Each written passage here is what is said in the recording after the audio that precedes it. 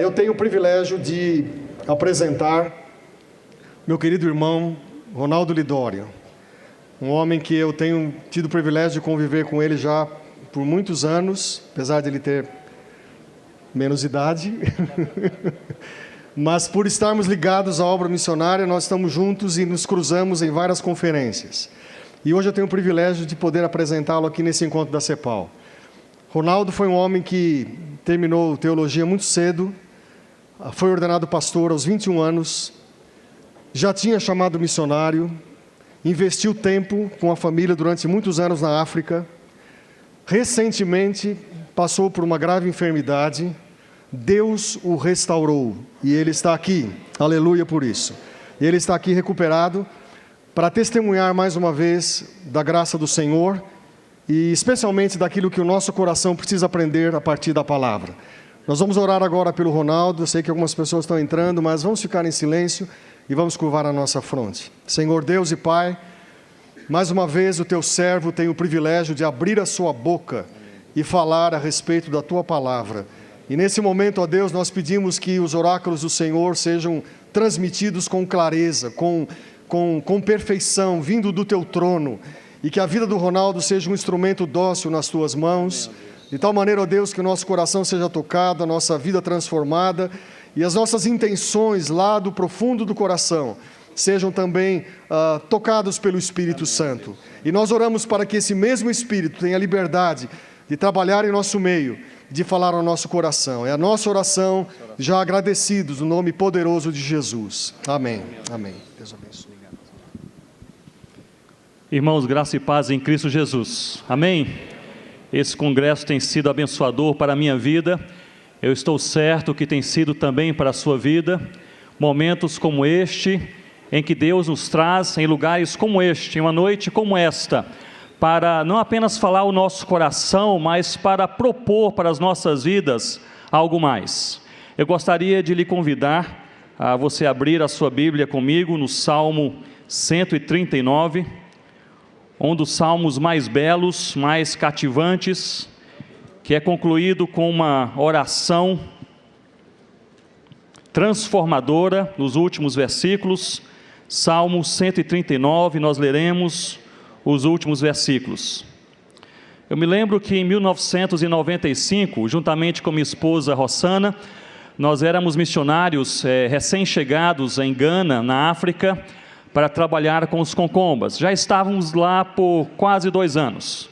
Nós havíamos grafado a língua Limompelo, não tínhamos ainda nada da palavra de Deus traduzido para aquela língua, para aquele idioma, e algumas igrejas nasceram para a glória de Deus, algumas pessoas se converteram, e nós tínhamos encontros de líderes, e este fato veio à minha mente hoje à tarde.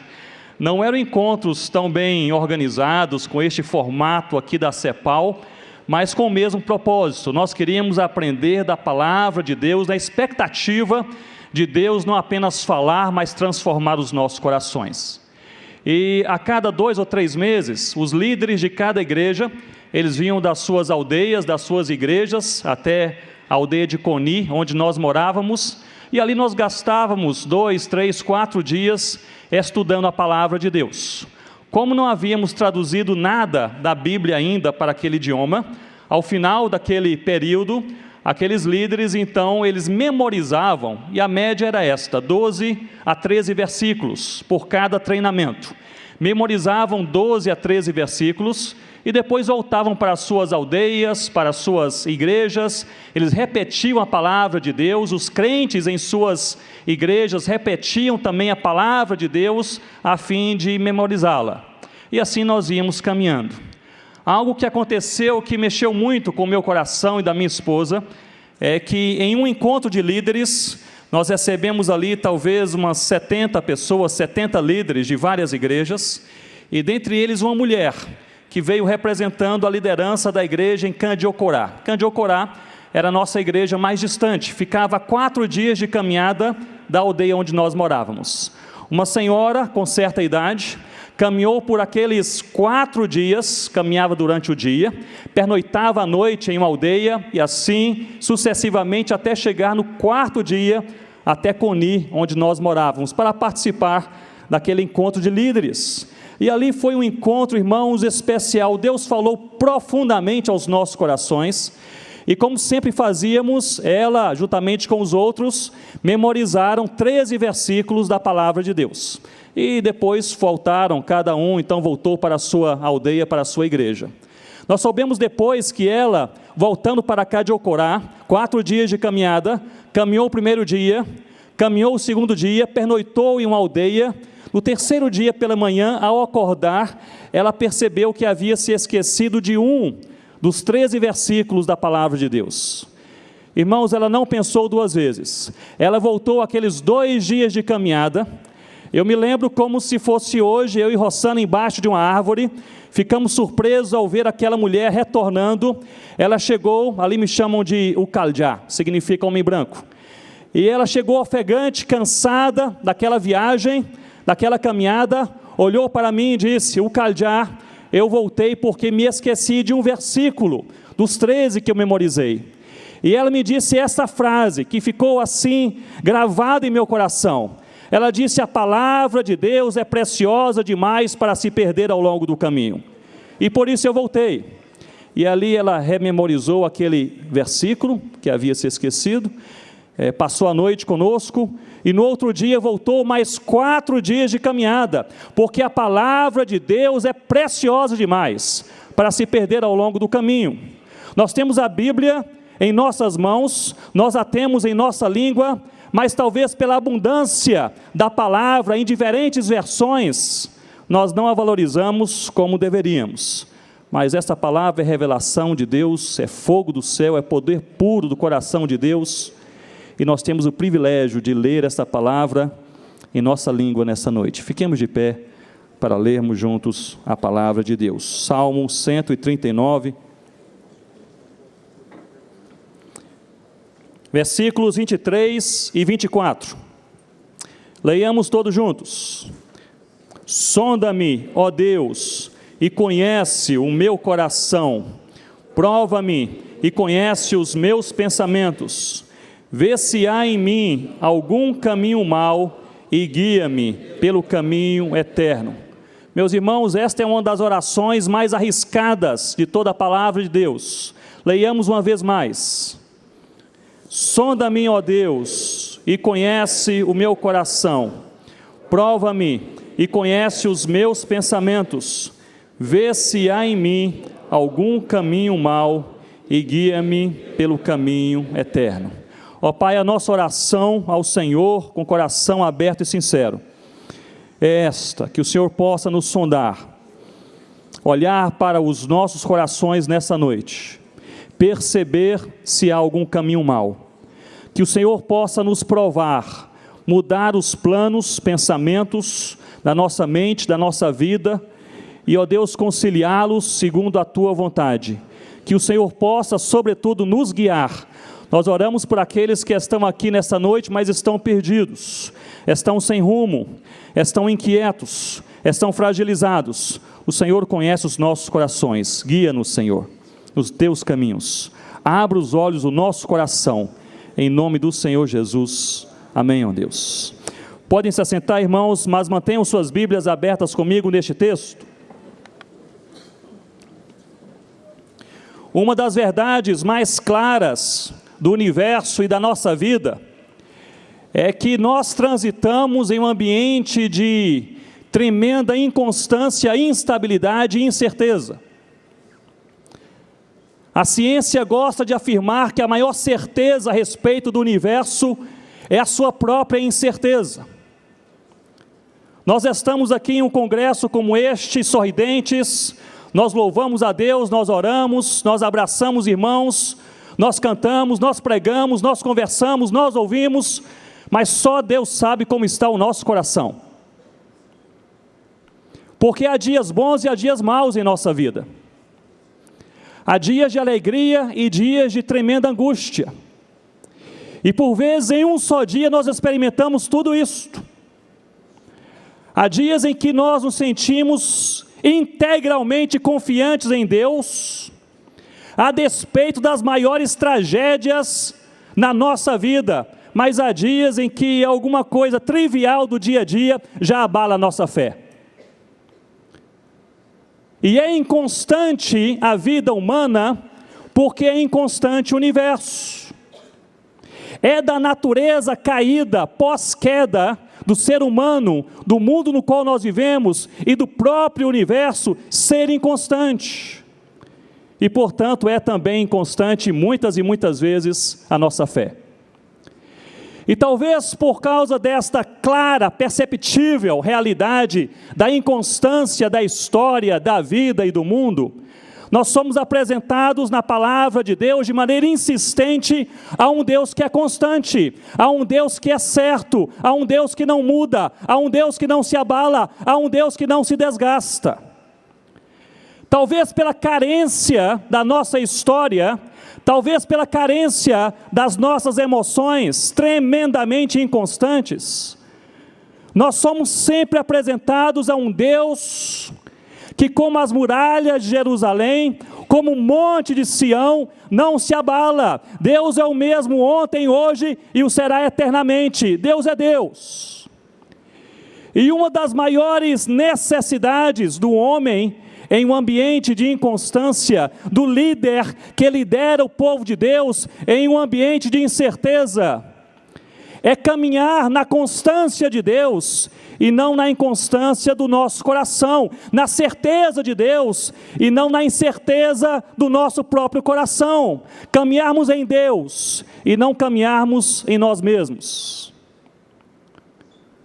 C.S. Lewis costumava falar em suas palestras e livros que a segurança da nossa salvação está na imutabilidade de Deus. O Deus que não se transforma, que não muda, que não se desgasta. O Deus que é quem Ele é. Um Deus que é fiel a Ele mesmo. A despeito de nós, de nossas carências, de nossos pecados, da igreja que muitas vezes decepciona a própria igreja ou o próprio Deus. Deus é Deus. Nós podemos até mesmo descrer de Deus, que Deus permanece fiel. Davi foi um dos líderes que mais transitou em ambientes de incerteza em sua vida e em sua história. E ele nos escreve aqui este Salmo 139, que termina com uma oração que eu tenho dito, é uma das orações mais arriscadas de toda a palavra de Deus. Diz: sonda-me, ó Deus, prova-me, ó Deus, e guia-me, ó Deus. Sonda-me, ó Deus, é uma oração que começa com a afirmação de que nós não temos capacidade, afirmação do reconhecimento da nossa inabilidade de conhecer o nosso próprio coração. Percebam isto, a palavra de Deus é clara, esta oração é clara, este salmo é claro, nós não conhecemos a nós mesmos. Nós precisamos de Deus para que nós possamos saber quem nós somos e como nós estamos. Uma das orações que devemos fazer em ajuntamentos como este, em momentos como este, é justamente esta oração: Deus, eu tenho impressões limitadas a meu respeito, mas eu não me conheço por completo. Sonda-me, ó Deus, entra no meu coração, perceba a minha vida, meça as minhas intenções e vê se há em mim, escondido, algum caminho mau. E nós podemos orar assim nessa noite, em nome de Jesus. Berner nos diz que nós somos seres naturalmente construtores de máscaras. E nós construímos máscaras em 3 estágios diferentes. São máscaras do engano, são máscaras que nos ajudam a nos escondermos de quem realmente somos.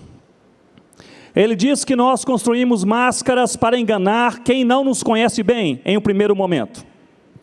Pessoas que conhecem apenas o nosso nome, o seu nome, o meu nome, nos conhecem de longe, têm impressões vagas a nosso respeito, e a despeito de uma vida quebrada, muitas vezes fracassada no pecado, por causa da máscara essas pessoas olham para nós e podem dizer: eis um homem de Deus, eis uma mulher de Deus.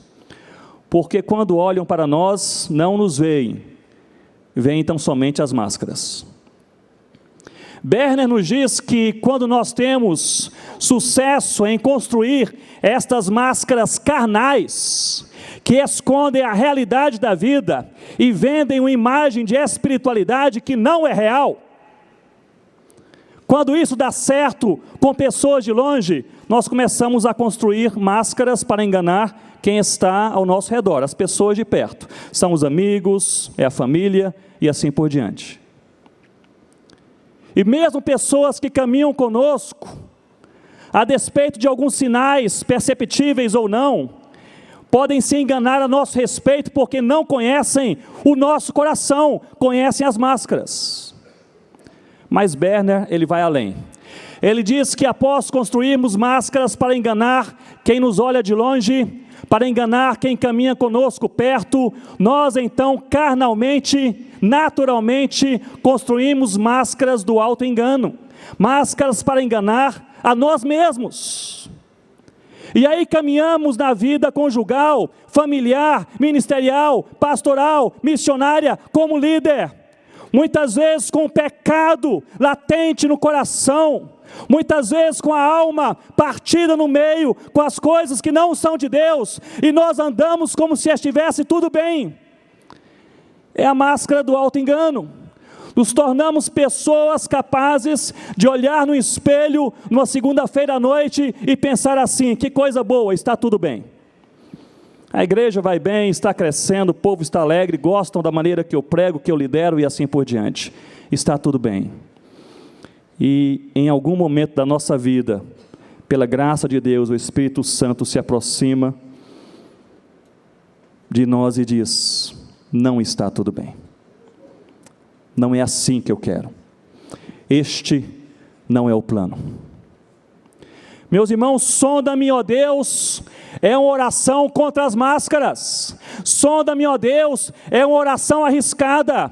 Sonda-me, ó Deus, é um pedido que fazemos a Deus, dizendo: Senhor Deus, olhe além da máscara, da capa, do externo, da imagem, do nome, da figura, e vá no meu coração, na minha alma, na minha mente, na minha intenção, na minha tendência. Vá onde eu não posso ir e vê em nome de Jesus se há em mim algum caminho mau. E eu costumo dizer que o maior perigo da oração é este: é que Deus ouve as orações. Porque se Deus não ouvisse as orações, estaríamos tranquilos a orar, dizendo: sonda-me e vê se há algum caminho mau, e vamos para casa, e tudo está tranquilo. Mas não é assim. Deus ouve as orações.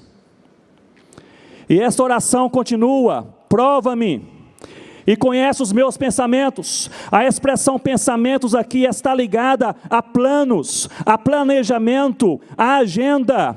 O que o salmista nos incita a orar, irmãos, nessa noite é isto: Senhor Deus, prova-me e conhece as reais intenções do meu coração, os desejos mais profundos, os planos mais íntimos. O que ele está dizendo aqui, em outras palavras, é que nós temos a capacidade de fazer coisas boas para Deus com intenções más. Ele está orando a Deus dizendo: Senhor Deus, sonda-me, mas prova também as minhas intenções e prova também o meu caminhar. Meus irmãos, John Knox nos diz que a ponte entre o conhecimento e a transformação é o quebrantamento. O que ele está dizendo, em outras palavras, é justamente isto: que nós podemos encher a nossa mente de conhecimento, nós podemos fazer cursos, nós podemos ler livros, nós podemos ter um doutorado em certas áreas, podemos participar de congressos como este, ano após ano. Nossas vidas não experimentarão transformação se nós não passarmos por um real quebrantamento. Somos tão carentes de Deus que nem quebrantar a nós mesmos nós conseguimos. Mas uma coisa nós podemos fazer uma oração sincera nessa noite, dizendo: Deus, quebra o meu coração. sonda-me, ó Deus, prova-me, ó Deus, vê, ó Deus, se há em mim algum caminho mau, mas, Senhor Deus, guia-me, porque eu não conheço o caminho certo.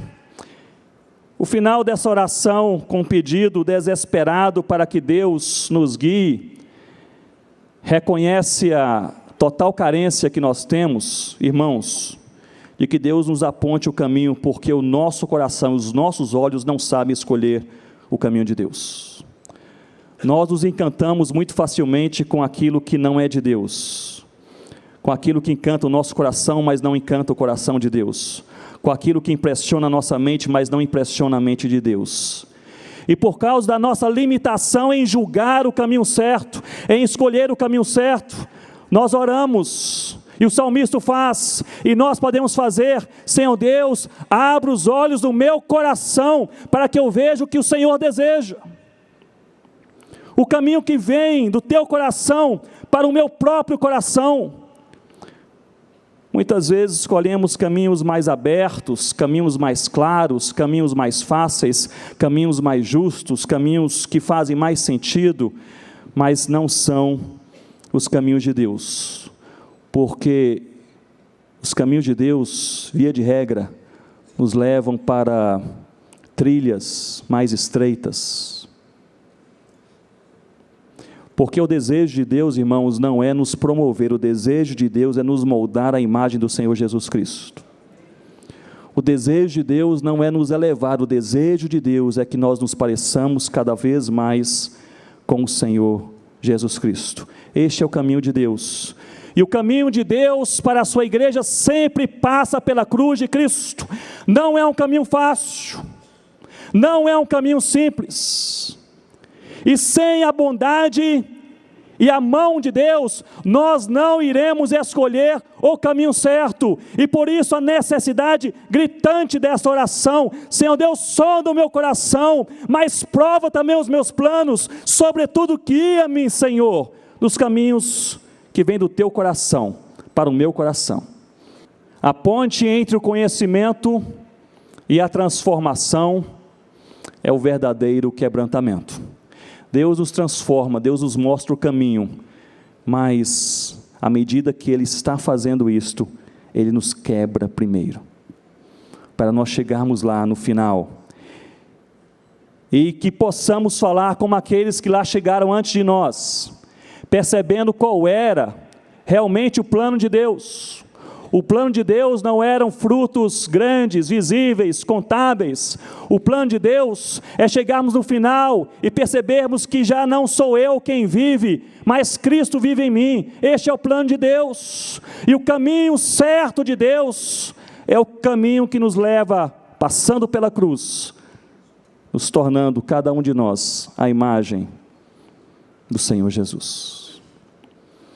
Uma das experiências que mais marcou a minha vida aconteceu em 93, quando eu e minha esposa Rossana chegamos em Gana, na África, e ali nós fomos trabalhar com os concombas, mas nós não conhecíamos aquela etnia, não tínhamos nenhum relato sobre a localização daquelas aldeias, e fomos então fazer algumas pesquisas, fomos fazer alguns mapeamentos.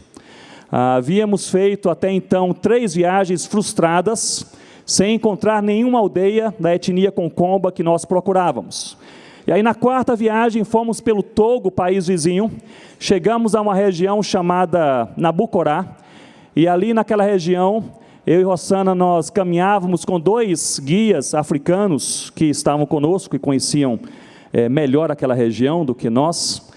E chegamos naquela região de Candiocorá e eles começaram a passar mal, alguma coisa que comeram ao longo daquela caminhada. Rossana também muito cansada com aquela viagem prolongada, e resolvemos ficar ali um pouco para descansar.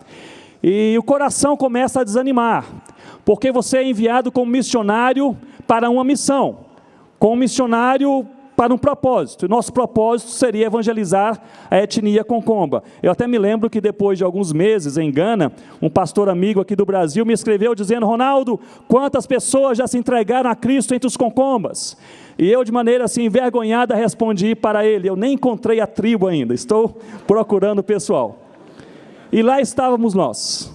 E eu falei com a Rossana, falei com aqueles guias africanos: olha, fiquem aqui, vocês estão passando mal, estão mais cansados, eu vou seguir mais um dia de viagem, só um dia, eu vou e volto em um dia, e vou espiar um pouco mais além, para ver se encontro ali uma aldeia dessa etnia concomba. Nós estávamos na época das monções, é a época daquela chuva pesada e intensa, e aquela região da África totalmente plana fazia com que toda aquela área estivesse alagada. Então, nós caminhávamos com água assim, no nível dos nossos joelhos. E ali caminhávamos. E eu resolvi então caminhar aquele dia. Tive em mente essa ideia: um dia eu vou e volto naquele mesmo dia. Se encontro uma aldeia, nós voltamos para a aldeia. Se não encontro, nós desistimos. E ali comecei a caminhar, e sempre aquela ideia, quem faz pesquisa de campo sabe o que é isto. Sempre você pensa, talvez depois daquela árvore, talvez depois daquele montezinho, talvez logo depois daquele mato, mas sempre é depois. 5 horas da tarde, estava ainda caminhando e sem encontrar nenhuma aldeia ali da etnia ou de qualquer etnia naquela região. E comecei a pensar que não poderia voltar para Nabucorá, onde a minha esposa estava, naquele mesmo dia. Já havia caminhado das 6 da manhã até as 5 horas da tarde, então seria impossível viajar e voltar ali antes de escurecer. E eu pensei, tenho que passar aqui à noite, amanhã cedo eu volto. Um problema prático é que toda a área estava alagada, então era difícil pensar como passar a noite. Havia apenas aquelas grandes árvores, mas eu havia aprendido com os africanos, nossos guias, que naquela época das monções, as cobras se refugiavam nas árvores, região alagada, então as árvores não seriam uma boa ideia. Uma outra coisa, Senhor Deus, um lugar para passar a noite. E lá pelas 5h30, 6 horas da tarde, eu vi uma pedra maior do que esse púlpito, um pouquinho mais larga, estava assim, alguns centímetros acima do nível da água.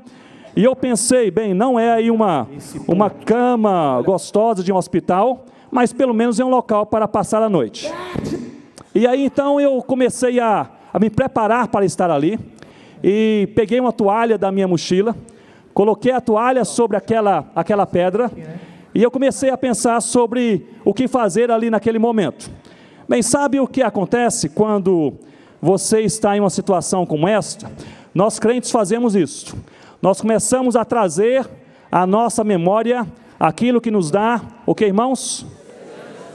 Foi fraco, o que, irmãos? Esperança. Quando você está desanimado, você não quer fazer, você quer trazer à sua mente aquilo que lhe dá esperança.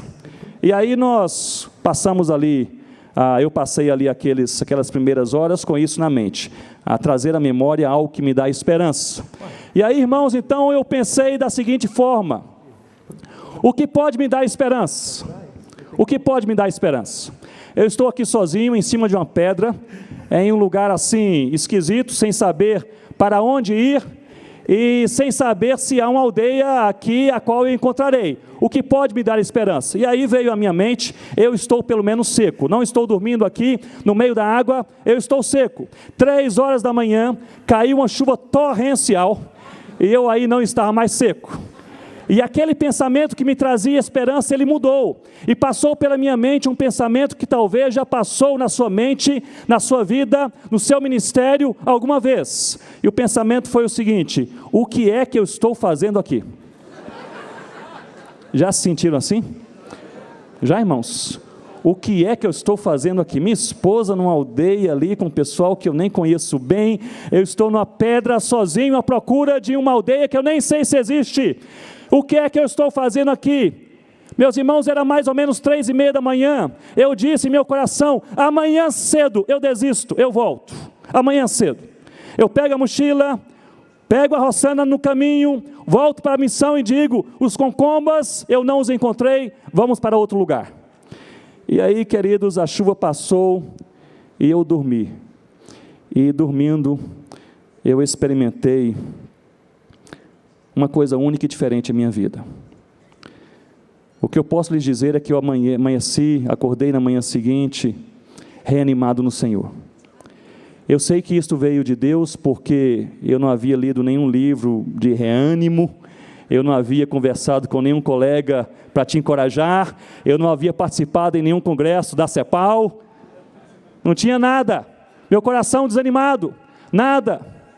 Eu acordei reanimado no Senhor. Deus falou claramente ao meu coração que a direção é dEle, o caminho é dEle, o motivo é dEle, a missão é dEle, nós precisamos apenas caminhar em nome de Jesus.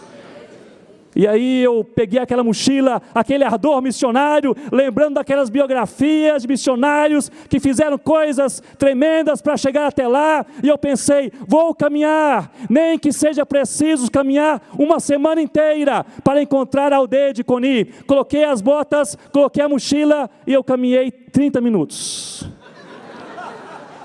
Depois de 30 minutos, algo aconteceu. As garças, havia umas garças brancas assim, elas voaram à minha esquerda, logo à frente. E eu perguntei a mim mesmo, o que fez as garças voarem? Eu fui em direção às garças, abrindo os arbustos, abrindo o mato. E meus irmãos, eu percebi que no lugar onde as garças voaram, ali estava aquela linda e grande aldeia da etnia Concomba, uma aldeia chamada Coni. Onde as garças voaram, nós moramos ali como família durante 9 anos, e Deus nos abençoou. Onde as garças voaram, nós tivemos 2 filhos, que cresceram na graça de Deus. Onde as garças voaram, o Mebá, que era o feiticeiro da aldeia, se entregou ao Senhor Jesus, trouxe consigo 11 dos seus filhos, a sua esposa. Onde as garças voaram, nasceu uma igreja que plantou 47 outras igrejas para a glória de Deus. Onde as garças voaram, foi onde Deus respondeu a minha oração. O clamor do meu coração cumpriu a sua promessa e mostrou a sua fidelidade. Eu não sei como você está aqui nessa noite. Talvez você esteja com aparência de tranquilidade, mas só Deus conhece os nossos corações. Talvez você esteja angustiado, fragilizado pelas coisas da vida, tenha deixado um gigante de um problema em sua casa, em sua igreja, em seu trabalho, em sua família, em seu relacionamento conjugal, não sei. O que eu gostaria de lhe encorajar nessa noite é a você crer em Deus, que mais cedo ou mais tarde, segundo a sua promessa, as garças vão voar, Deus vai fazer, Deus vai falar, Deus vai cumprir, em nome do Senhor Jesus, porque faz parte do caráter constante de Deus, ser fiel à sua palavra, e ser fiel a si mesmo. Eu gostaria de concluir nesse momento, convidando a você a baixar a sua cabeça, e fazer uma oração arriscada. Sonda-me, ó Deus, conhece o meu coração. Prova-me, ó Pai, veja os meus pensamentos e meus planos. Guia-me, Senhor, pelo caminho que vem da Tua mente para a minha vida. Se Deus tem lhe guiado neste congresso, a convicção de que você precisa experimentar um quebrantamento verdadeiro em sua vida, pois a ponte entre o conhecimento e a transformação é o quebrantamento. Eu gostaria que você fizesse esta oração. Onde você está? Uma oração sincera. Mas eu gostaria de orar por irmãos e irmãs aqui nesta noite que porventura estão aqui neste congresso sorridentes, aproveitando cada momento, mas que estão aqui com a alma tremendamente angustiada, passando talvez pelo maior problema em suas vidas. E a oração que fazem nessa noite é: Senhor Deus, segura-me em tuas mãos, para que eu possa esperar no Senhor, até ver as garças voarem. Se você veio a este congresso quebrado, nós estamos aqui, irmãos, somos todos corpo de Cristo, e igualmente carentes da graça do Senhor Jesus. Se você veio a este congresso quebrado, angustiado, talvez tendente a desistir,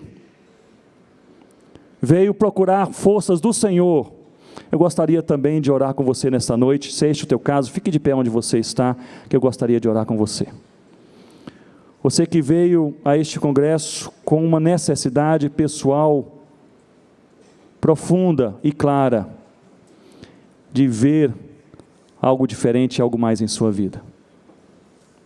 Se é este o teu caso, eu gostaria também de orar com você nessa noite. Fique de pé onde você está e nós oraremos juntos. Senhor Deus, nós olhamos para o Senhor neste momento e rogamos com sinceridade de alma: ó Deus, sonda o nosso coração. Vá até onde nós não conseguimos ir. Veja aquilo que nós não conseguimos ver. Senhor Deus, em nome de Jesus, vê se há em nós algum caminho mau. Ó Pai, nós oramos ao Senhor nessa noite: prova-nos também os nossos planos e pensamentos. Nós queremos sujeitar as nossas motivações, os nossos planos e as nossas intenções ao Senhor Jesus. Ó Deus, purifica-nos, quebranta-nos, e nós pedimos ao Senhor: guia-nos pelo caminho do Senhor, em nome de Jesus. Ó Pai, se para andar no caminho do Senhor necessário for rompermos com alguma coisa que nos apraz, que nos alegra, nós queremos, ó Deus, depor qualquer intenção carnal do nosso coração e seguir o Teu caminho, em nome de Jesus. Ó Deus, se nós estamos em um caminho que sabemos não ser o caminho do Senhor, em nossos relacionamentos, em nosso ministério, em nosso trabalho, em nossos sentimentos, em nossos processos mentais, na maneira como nós falamos, como tratamos pessoas, Senhor Deus, em nome do Senhor Jesus, se nós estamos no caminho mau, tira-nos dele e nos coloca no caminho do Senhor. Ó Deus, sabemos que nós não conseguimos fazer isto sozinhos, precisamos do Senhor. Então a nossa oração nessa noite é esta: Senhor Deus, quebranta-nos e fortalece a cada um de nós, para juntos chegarmos ali no final e podermos gritar a plenos pulmões: já não sou eu quem vive, é Jesus que vive em mim. Em nome do Cordeiro Jesus, amém, ó Deus. Que Deus os abençoe e nos guarde.